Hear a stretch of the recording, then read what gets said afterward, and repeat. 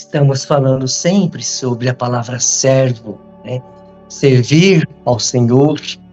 Alguém pode mostrar um servo que está servindo ao Senhor? Alguém lembra na Bíblia? Está servindo. Paulo. Paulo, aonde está escrito? Na Bíblia. Paulo, servo de Jesus Cristo, agora eu não lembro qual livro que é. Nada fala bastante dele. Vamos lá para Atos capítulo 20. É um texto que mexe muito comigo há muitos anos. É um texto que eu tenho tomado por base no ministério pastoral na CDR. É um texto desafiador para mim. E eu vejo um servo de Deus. Atos capítulo 20. Vamos ler do versículo 17 ao 27. Fumiko, por favor. 17 ao 27. 17 em diante, né? De Mileto mandou a Éfeso chamar os presbíteros da igreja. E quando se encontraram com ele, disse-lhes: Vós bem sabeis como foi que me conduzi entre vós em todo o tempo, desde o primeiro dia em que entrei na Ásia, servindo ao Senhor com toda a humildade, lágrimas e provações que pelas ciladas dos judeus me sobrevieram, jamais deixando de vos anunciar coisa alguma proveitosa e de vô-la ensinar publicamente e também de casa em casa, testificando tanto a judeus como a gregos o arrependimento para com Deus e a fé em nosso Senhor Jesus Cristo. E agora, constrangido em meu espírito, vou para Jerusalém, não sabendo o que ali me acontecerá, senão que o Espírito Santo, de cidade em cidade, me assegura que me esperam cadeias e tribulações. Porém, em nada considero a vida preciosa para mim mesmo, contanto que complete a minha carreira e o ministério que recebi do Senhor Jesus para testemunhar o Evangelho da graça de Deus. Agora eu sei que todos vós, em cujo meio passei pregando o reino, não vereis mais o meu rosto. Portanto, eu vos protesto no dia de hoje, que estou limpo do sangue de todos, porque jamais deixei de vos anunciar todo o desígnio de Deus. Isso, obrigado. Que testemunho, né? Quase ao final da vida, um servo podendo olhar para a igreja e dizer de uma maneira tão íntegra, é desafio para qualquer pastor, né? E aqui no versículo 19, servindo ao Senhor, eu sublinhei em vermelho, servindo ao Senhor, servo do Senhor, com humildade, lágrimas, provações. E por 2 vezes ele fala que não deixou de anunciar os desígnios de Deus, tanto no versículo 20 quanto no versículo 27. Paulo pregou o Evangelho. Um servo deve pregar o Evangelho do nosso Senhor Jesus Cristo, né? E eu fico, assim, temeroso quando eu vejo esse texto. Aí, versículo 22, 23, que ele fala que está constrangido no espírito. Ele não sabia o que ia acontecer com ele. Apenas o Espírito Santo estava mostrando que de cidade em cidade estava esperando por cadeias e tribulações.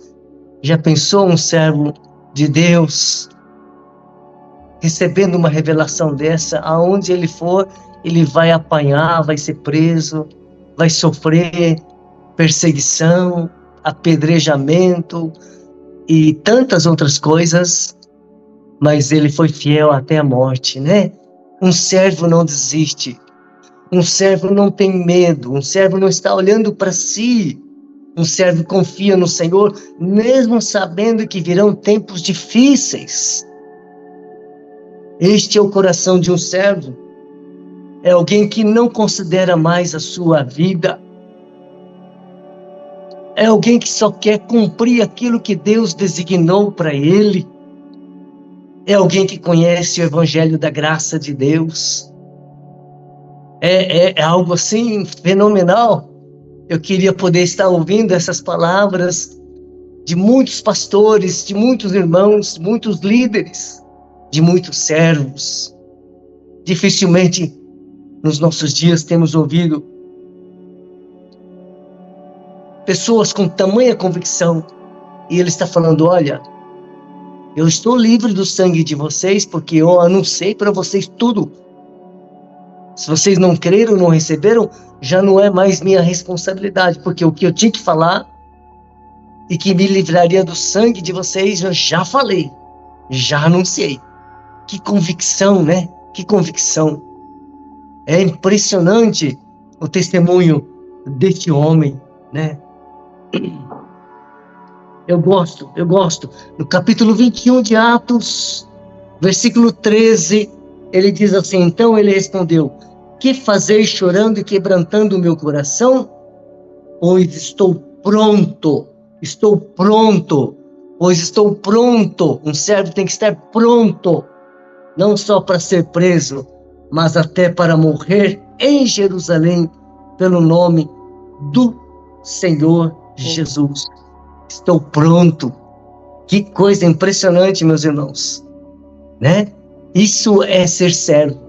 Nós estamos aprendendo a ser servos. Então, estou hoje colocando o modelo de um dos servos do Senhor Jesus Cristo, tá bom?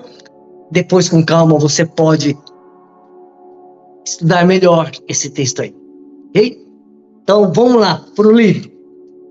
Página 36, a liderança crucificada. Alguém pode começar lendo para nós? Posso ler. Pode ler, Devanir. Vai, Maísa, pode ser você. Tiago e João demonstraram uma ambição natural ao quererem os lugares mais altos no reino de Deus. No entanto, o Senhor Jesus lhe ensinou que a verdadeira grandeza não está no comando, mas no serviço ao res do chão. O mesmo desafio permanece para a igreja hoje. Muitos ainda querem tronos e reconhecimento, mas o caminho de Cristo continua sendo lava-pés, acocorado com a toalha e a bacia. Que nossa oração seja a mesma de Paulo, mas longe de mim esteja gloriar-me, senão na cruz de nosso Senhor Jesus Cristo, pelo qual o mundo está crucificado para mim e eu para o mundo. Gálatas 6,14. A liderança cristã começa na cruz e anda pela cruz. Qualquer outro caminho é uma distorção do Evangelho. Obrigado, Maísa. Aqui ele fala, mas no serviço ao res do chão. Alguém sabe o que é res? Altura, né, pastor? Sim. Altura do chão.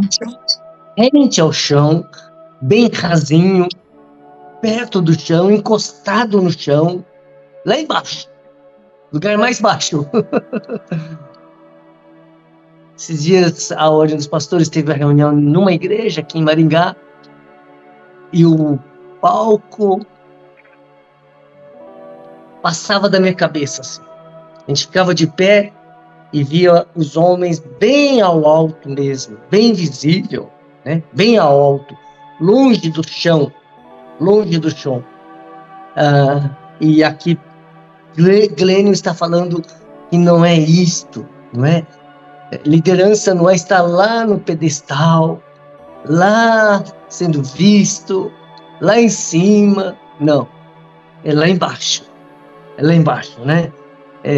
Eu gosto disto. E aqui aparece outra palavra que já vimos algumas vezes, cócoras, agachado, também é perto do chão. Ajoelhado também é perto do chão. Estas são as posições de um servo, não lá em cima, mas lá embaixo, né?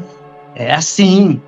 E eu fico imaginando a pessoa de cócoras, agachado, com uma toalha e uma bacia. Era o serviço mais humilde que uma pessoa podia prestar. Era o servo mais simples da casa, né? E esta é a figura que Jesus usa. Esta é a figura que Jesus viveu entre os seus discípulos, né? Nós vimos em João 12. O líder não deve ter no seu coração o desejo de reconhecimento, de aplausos. Ele tem que estranhar quando alguém o elogia. Ele tem que achar, será que sou eu? Ele tem que desacostumar com exaltação de homens. Esse é um líder servo, esse é um servo de Cristo. Ele não busca mais a sua glória, ele não busca mais elogios de homens. Tanto que quando alguém o faz, ele até estranha e não recebe para si e transfere para Jesus Cristo toda a honra e toda a glória, né?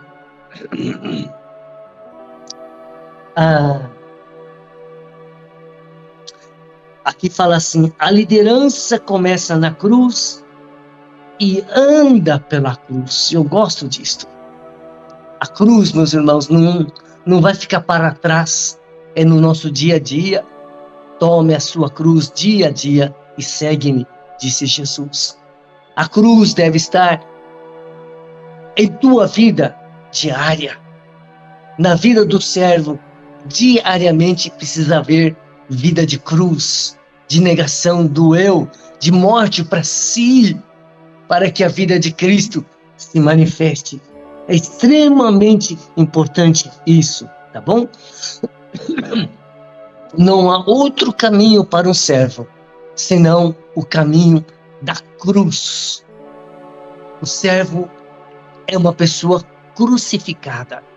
Vive a vida crucificada. Morreu para si e vive para o Senhor. Este é o modelo de servo bíblico. Eu penso e tenho certeza que sem a experiência da cruz, não há servo de Cristo verdadeiro dentro das igrejas. A cruz é fundamental para a igreja de Cristo. Cada vez mais eu começo a entender 1 Coríntios 2:2, Paulo dizendo, decidi nada saber entre vós, senão a Jesus Cristo e este crucificado. E nós vamos ver cada vez mais, irmãos, a importância da cruz de Cristo na igreja, tá bom? Vamos continuar a leitura. Alguém pode continuar aí? A irmã Ivone vai ler, tá? Tá bom. A cruz e o poder. No alto ergue-se a cruz, rude ferida, marcada pelo sangue do Cordeiro. Ali desceu o Rei, justo e verdadeiro, trazendo ao mundo a paz e a vida. Ok, eu vou comentar um pouquinho, Ivone, daqui a pouco você lê outro, depois comenta um pouquinho e vamos assim, tá? Aqui na segunda linha fala sobre o sangue do Cordeiro. Cruz é preciosa porque ali foi derramado o sangue de Cristo que nos redime de todo o pecado. Pedro fala sobre esse preciosíssimo sangue, né, de Cordeiro puro, sem mácula. E eu considero uma das coisas mais valiosas sobre o planeta. Eu não trocaria esse sangue por nenhum tesouro deste mundo. Bilhões de dólares não se compara ao sangue de Cristo. O valor do sangue de Cristo é incalculável. Nada é mais precioso do que esse sangue. Ah,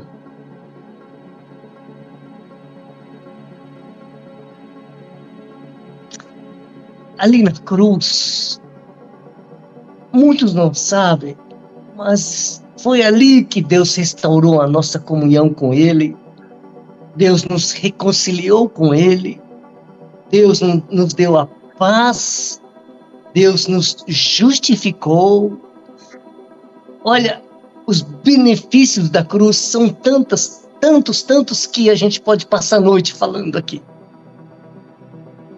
Você não pense que o pastor exagera sobre a cruz. O pastor não fala quase nada, porque ela é muito mais. Eu deveria falar muito mais da cruz, muito mais. Tá bom? Continuemos, Ivone. O céu tremeu, a terra foi ferida. O véu rasgado abriu o santuário.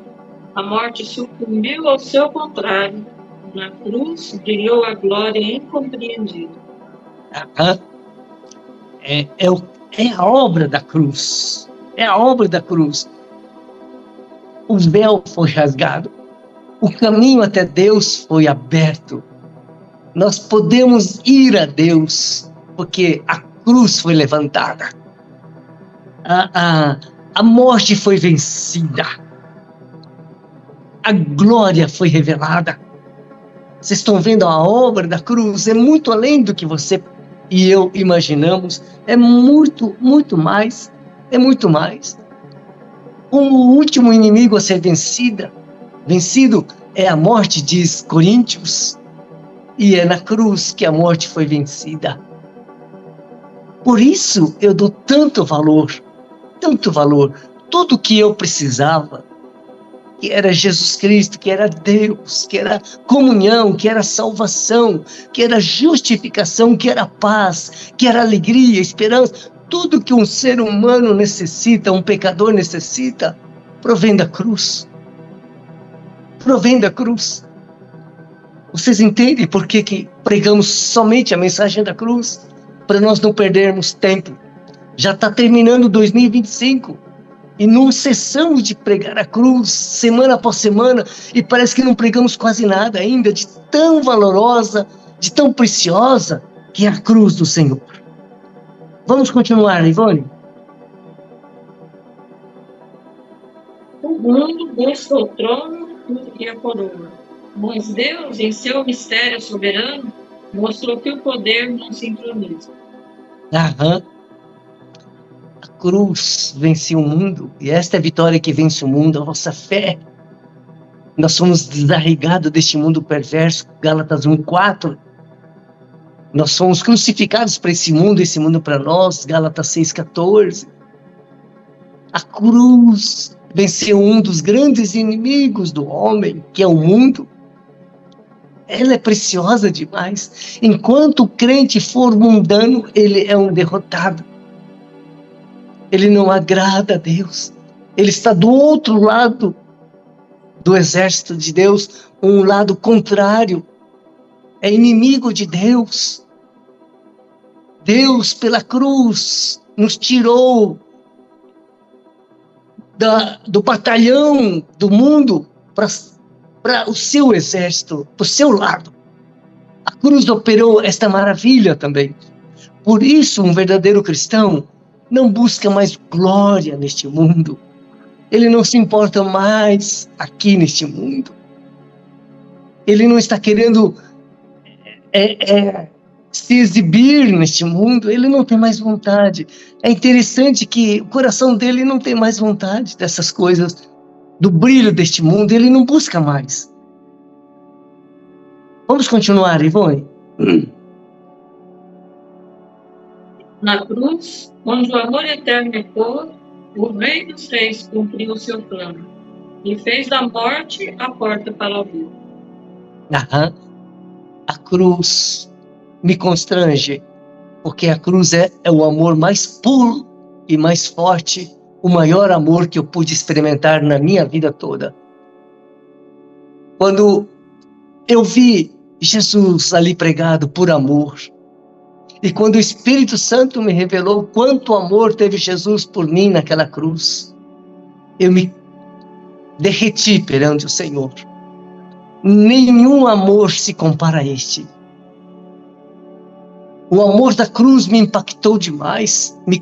Paulo fala que constrangeu. O amor de Cristo constrange. E isto é uma verdade. Isto é uma verdade. A cruz é o grande amor de Cristo por nós. Eu não posso esquecer isso jamais. Jamais, jamais. É maravilhoso, é maravilhoso. A cruz realmente nos conduziu para a vida. Para a vida. A vida em Cristo. A vida por Cristo e para Cristo. A cruz mudou completamente a nossa vida. A cruz trouxe vida no Espírito. E agora nos dá vida em abundância na pessoa de Cristo. E em breve nos conduzirá à vida eterna. A cruz, apesar de significar morte, ela é intimamente ligada à vida eterna. Eu gosto demais disso. Gosto demais disso. Cruz é vida. Cruz é amor. Cruz é paz. Cruz é reconciliação. Cruz é justificação. Cruz é santificação. Cruz é tudo isso, meus irmãos. É maravilhoso. Vamos continuar lendo. Alguém pode começar a ler aí? Parágrafo. Rude cruz se erigiu. Dela o dia fugiu, revelando vergonha e pavor. Mas eu amo a Jesus, que morreu nessa cruz, dando a vida por mim, pecador.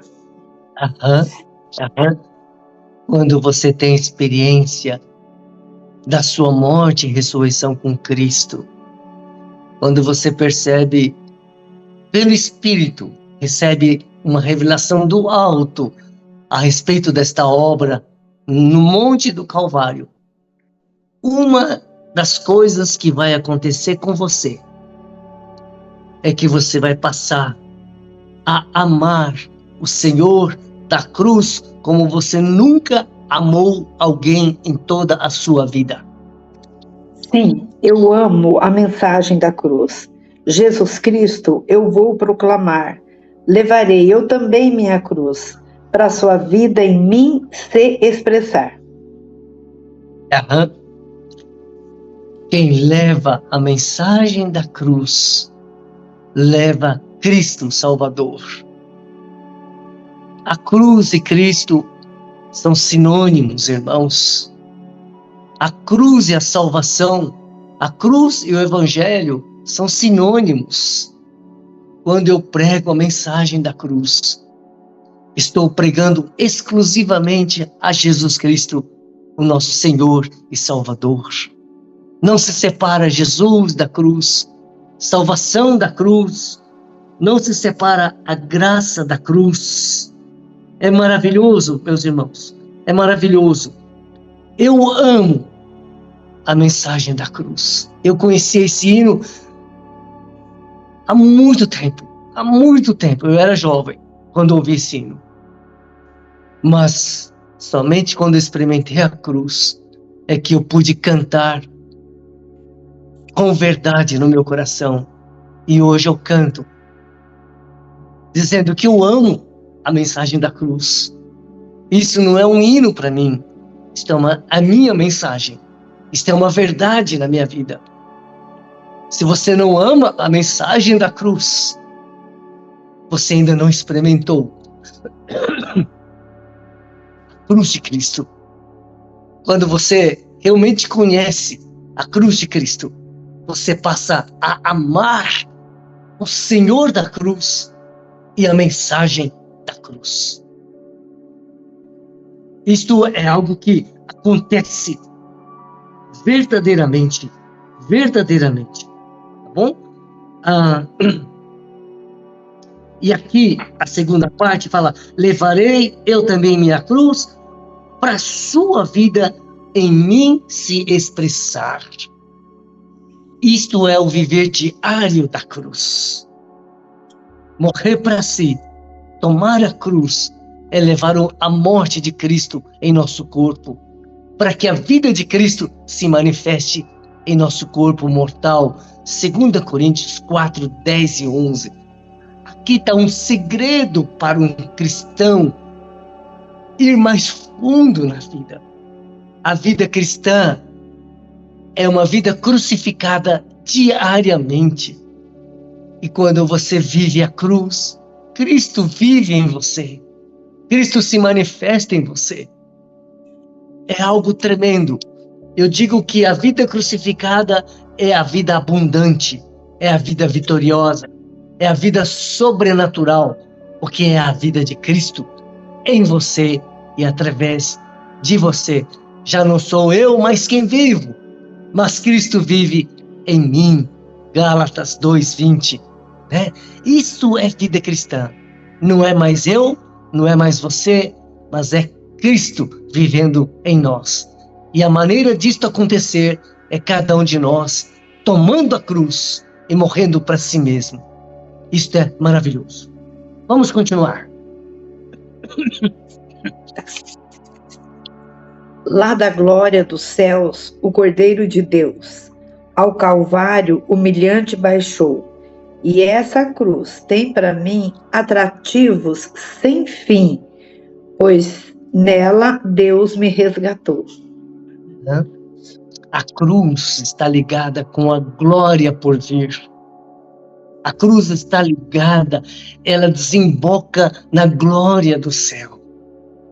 Irmãos, eu nunca havia pregado o céu como tenho pregado nesses últimos anos. E só passei a pregar o céu porque o céu se tornou uma realidade para mim. É isso que acontece com o crucificado. Ele começa a vislumbrar o céu, como Hebreus 11 diz que eles viam de longe, saudavam, já como que antevia a glória do céu. É maravilhoso, meus irmãos. A cruz nos transporta para o céu, nos faz ver, nos faz sentir o céu, nos faz respirar os ares celestiais. Um dia eu estava falando tanto do céu naturalmente para um pastor, amigo meu, já falecido. Ele falou para mim: nossa, parece que você está respirando os ares celestiais. E aquilo me trouxe tanta alegria, quando nós somos desarraigados deste mundo perverso pela ação da cruz. E quando nós carregamos a cruz, vivemos a cruz, nós começamos a vislumbrar o céu. Isto é maravilhoso, meus irmãos, maravilhoso. E aqui, na penúltima frase, fala assim: e essa cruz tem para mim atrativo sem fim. Verdade. Cada semana eu fico um pouquinho aberto, porque há aspectos da cruz que eu nunca vi. E Deus começa a me revelar. Parece que não esgota, sem fim. Os tesouros que estão ali na cruz são intermináveis, inesgotáveis. São anos pregando a cruz, meus irmãos, são anos. Eu tenho mensagem da cruz desde 2005, 2007. São mais de 20 anos pregando a cruz, semanalmente. E parece que nunca esgota os tesouros que dela provém. É algo maravilhoso. As insondáveis riquezas de Cristo, Paulo fala em Efésios 3. É isso aqui.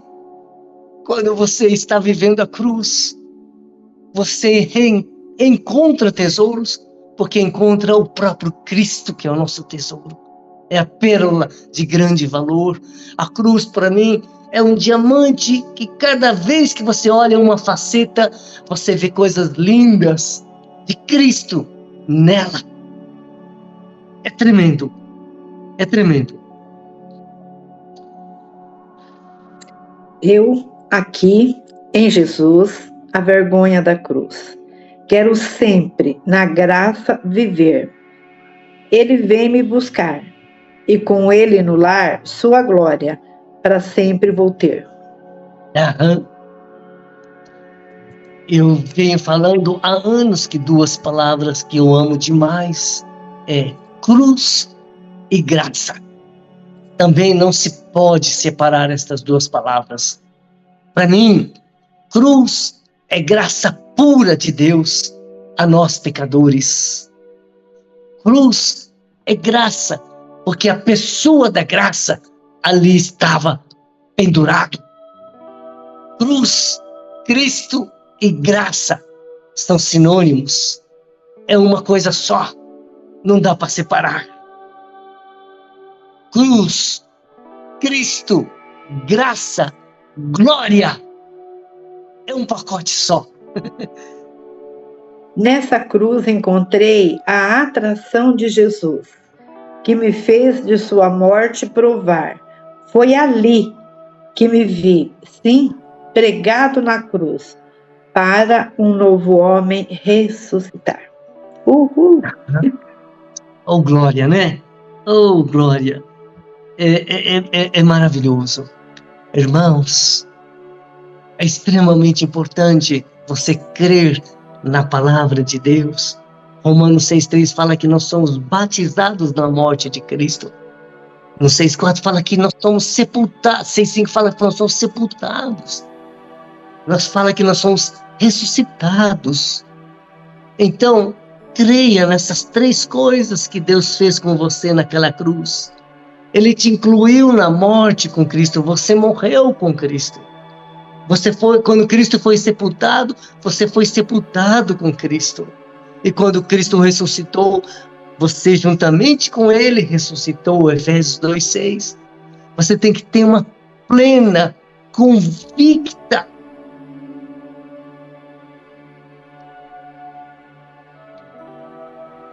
convicção a respeito desses três fatos na sua vida. Você tem que confessar: eu creio que eu morri com Cristo naquela cruz. Eu creio que fui sepultado com Ele. Eu creio que ressuscitei juntamente com Ele. Isso deve ser uma confissão tua, da sua boca. Isso é precioso. O novo nascido não tem dúvidas. Ele faz esta confissão com naturalidade. Muitas e muitas vezes eu digo: eu já morri com Cristo e ressuscitei com Ele. Agora estou assentado nas regiões celestiais com Cristo, porque fui ressuscitado juntamente com Ele. Deus me fez nascer no Espírito. Sou uma nova criatura, porque na cruz fui incluído em Cristo. E eu estou em Cristo hoje. E assim, se alguém está em Cristo, é nova criatura. 2 Coríntios 5,17. São fatos que você não pode ficar só aqui na cabeça. Tem que pronunciar, tem que estar aqui dentro, tem que ser vida, tem que ser palavra viva para você. Essa preciosa obra, tá bom? Eu quero muito que você seja uma nova criatura. Amém. Se você for uma nova criatura, eu sei que eu vou te encontrar no céu. E eu sei que Deus me colocou aqui para falar dessa mensagem que salva. Para que você ouça, creia e possa ir para a glória do céu. Eu não estou atrás de nada que é teu. Não estou atrás de bajulação. Não estou pedindo nada. Mas eu peço para Deus a tua salvação. Para mim, esta é a minha glória, minha alegria. Que você vá para o céu, crendo que você morreu e ressuscitou com Cristo. Se você crê, agora, aonde você está, confessa em voz audível: Deus, eu creio que o Senhor me atraiu na sua morte, portanto, eu fui incluído na sua morte, eu morri com Cristo. E quando Ele ressuscitou, Eu estava nele, por isso eu fui ressuscitado juntamente com ele. Eu creio na minha morte e na minha ressurreição juntamente com teu filho, ó Deus. Eu creio que eu nasci de novo. Eu creio que sou uma nova criatura, regenerada em Cristo Jesus. Confessa essas palavras agora para Deus. Ore aí onde você está. Alguém pode ler para nós 1 João, capítulo 2, versículos 1 e 2. 1 João 2, 1 e 2. Filhinhos meus, estas coisas você, todavia, alguém pecar. Temos um advogado junto ao Pai, Jesus Cristo, o justo. E ele é a apropriação dos nossos pecados, e não somente pelos nossos próprios, mas ainda pelos do mundo inteiro. Okay? Jesus Cristo consumou a obra lá naquela cruz, terminou a sua obra, como Cordeiro de Deus que tira o pecado do mundo. Mas hoje, Jesus Cristo continua trabalhando para o desenvolvimento da nossa salvação, e ele o faz como advogado junto ao Pai. O Senhor Jesus trabalha por nós, ainda hoje. Ele não está de braços cruzados, folgado no céu. Ele trabalha, ele vela, ele olha, ele intercede por nós diante do Pai, até que a nossa salvação se complete. Por isso, Filipenses 1:6, Paulo fala: estou plenamente certo de que aquele que começou boa obra em vós há de completá-la até o dia de Cristo Jesus. Fomos salvos, estamos sendo salvos, também seremos salvos, porque há um advogado, há um sumo sacerdote, que é Cristo Jesus, o Senhor, que intercede por nós. Ele está trabalhando em nós. Se eu fizer uma pergunta, se você for sincero, você vai dizer não. Você está prontinho, preparadinho, santo, completamente limpo, perfeito, para ir para o céu hoje? Sim ou não? Não. Deus tem obras ainda em nós. Entende? E nesse período, Cristo está trabalhando por nós. Cristo está intercedendo por nós. Ele continua sendo nosso advogado hoje. É maravilhoso o Senhor que você tem. Quando nós damos o nosso dízimo, ou nossa adoração, o nosso louvor a Ele, é quase nada. É quase nada. É muita ingratidão ainda. Diante de tudo que Ele fez, está fazendo e vai fazer por nós, o que nós fazemos por Ele é quase nada. Deveríamos nos envergonhar. Ele continua fazendo por amor. Entende?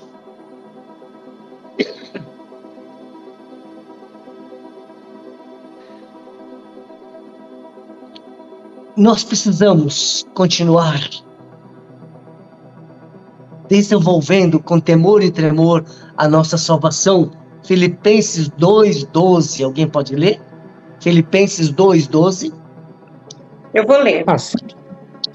Sim.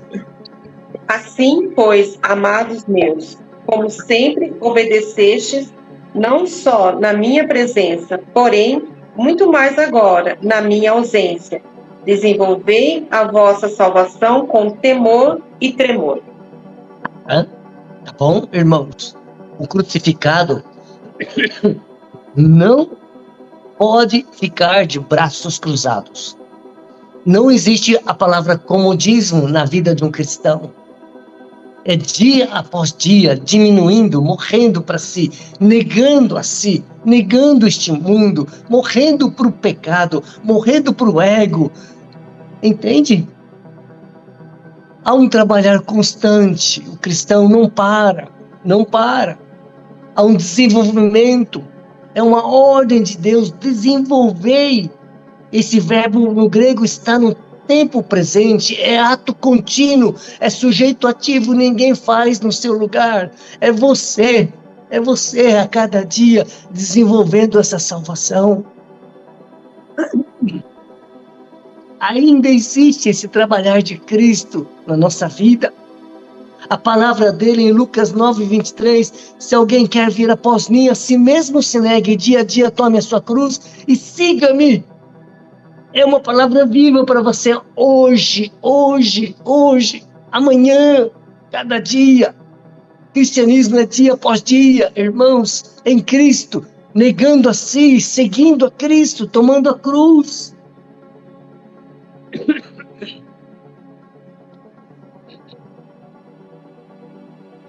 Eu louvo a Deus, sabe, porque nós estamos amparados, alicerçados, auxiliados pelo nosso advogado, Jesus Cristo, o justo.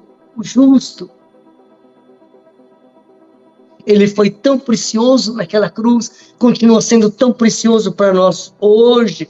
Você e eu só estamos aqui na presença do Pai, porque Ele intercede por nós. Ele é o nosso advogado. Ele é o nosso intercessor. Romanos 8:34, alguém pode ler? Romanos 8:34. Quem os condenará?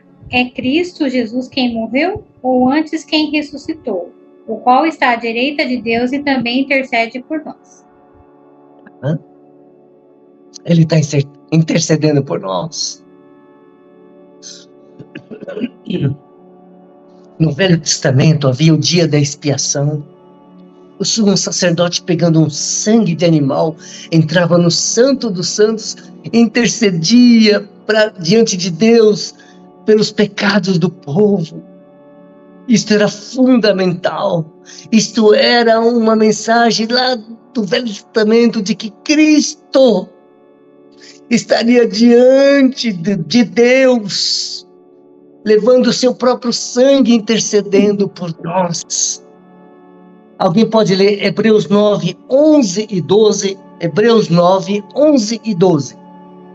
Quando, porém, veio Cristo como sumo sacerdote dos bens já realizados, mediante o maior e mais perfeito tabernáculo, não feito por mãos, quer dizer, não desta criação, não por meio de sangue de bodes e de bezerros, mas pelo seu próprio sangue entrou no Santo dos Santos, uma vez por todas, tendo obtido eterna redenção.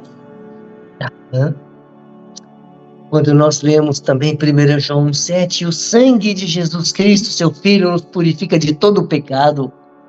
A ideia no grego, no original, é que aquele sangue é um único sangue de Cristo. Porém, é um sangue que está validando continuamente.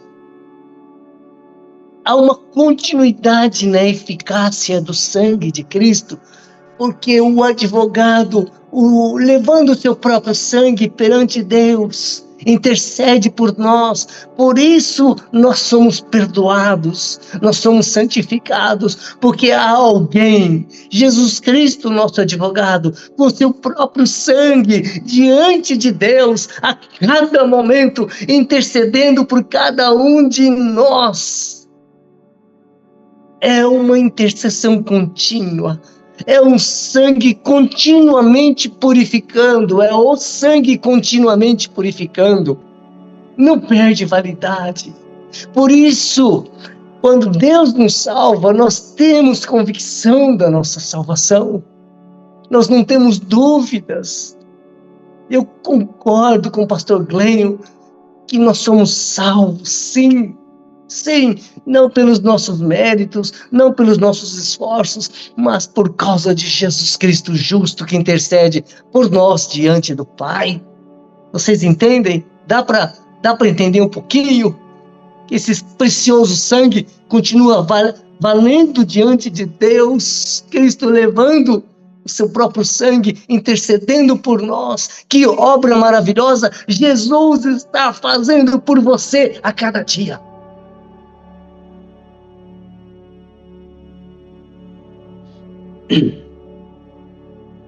Temos segurança, temos esperança, temos paz, temos a salvação. Jesus fez tudo naquela cruz, está fazendo tudo hoje, pelo seu sangue, diante do Pai. Ainda que eu venha pecar amanhã, eu sei que serei salvo, porque eu tenho um advogado diante do Pai que intercede por mim. Portanto, não cobre de alguém. Não diga, você falou isso, você fez aquilo.